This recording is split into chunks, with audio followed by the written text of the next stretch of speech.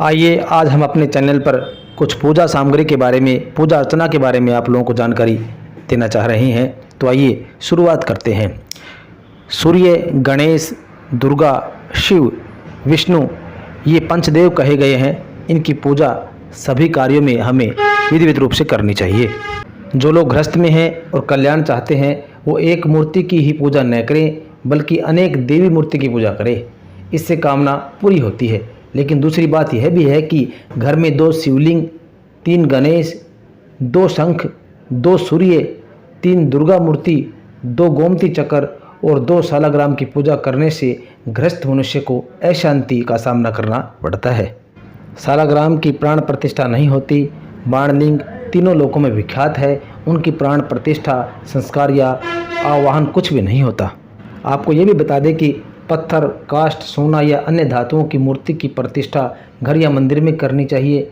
घर में चल प्रतिष्ठा और मंदिर में अचल प्रतिष्ठा करनी चाहिए। यह क्रम ज्ञानी मुनियों का मत है। गंगा जी में, सालग्राम शिला में तथा शिवलिंग में सभी देवताओं का पूजन बिना आह्वान व विसर्जन किया जा सकता है।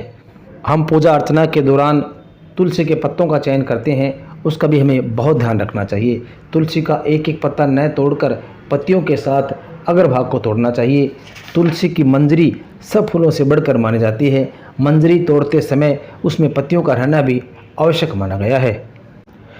तुलसी दल चयन में निषिद्ध समय, विघृति और व्यतिपात इन दोनों योगों में मंगल, शुक्र और रवि इन तीनों वारों में, द्वादशी, अमावस्या एवं पूर्णिमा इन तीनों तिथियों में, संक्रांति, जनाना शौच तथा मरना शौच में तुलसी दल का तोड़ना मना है। संक्रांति, अमावस्या, द्वादशी, रात्रि और दोनों संध्याओं में भी तुलसी दल न तोड़े। किंतु तुलसी के बिना भगवान की पूजा पूर्ण नहीं मानी जाती। अतः निषिद्ध समय में तुलसी वृक्ष से स्वयं गिरी हुई पत्ती से पूजा करें। पहले दिन के पवित्र स्नान पर रखे हुए तुलसी दल से भी भगवान की पूजा अर्चना की जा सकती है। सालग्राम की पूजा के लिए निषिद्ध तिथियों में तुलसी तोड़ी जा सकती है। बिना स्नान के और जूता पहनकर भी तुलसी को कभी ना तोड़े।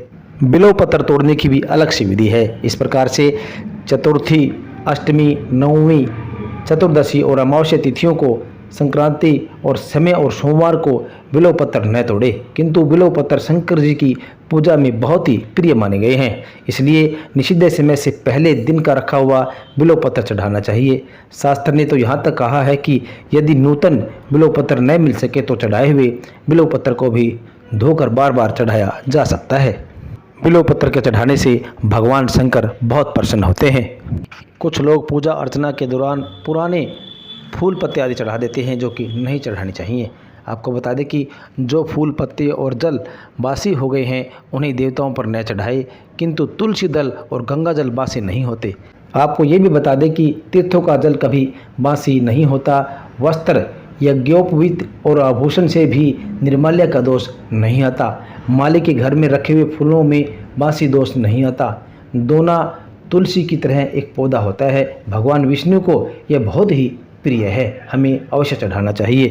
पूजा अर्चना के लिए स्कंद पुराण में आया है कि दोना की माला भगवान को इतनी प्रिय होती है कि वो इसे सूख जाने पर भी इसे स्वीकार कर लेते हैं। पूजा अर्चना के दौरान पुष्पादि चढ़ाने की एक विधि है जो कि इस प्रकार से है। फूल, फल और पत्ते जैसे उगते हैं वैसे ही इन्हें चढ़ाना चाहिए।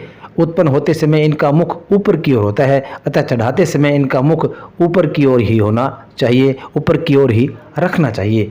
दुर्वा एवं तुलसी दल को अपनी ओर और बिल्व पत्र को नीचे मुख पर चढ़ाना चाहिए। दाहिने हाथ के करतल को उत्थान कर मध्यमा, अनामिका और अंगूठे की सहायता से फूल चढ़ाना चाहिए। आज की पूजा अर्चना के बारे में विस्तार से जानकारी इतनी ही। आगे आपको नई जानकारी के साथ फिर उपस्थित होंगे।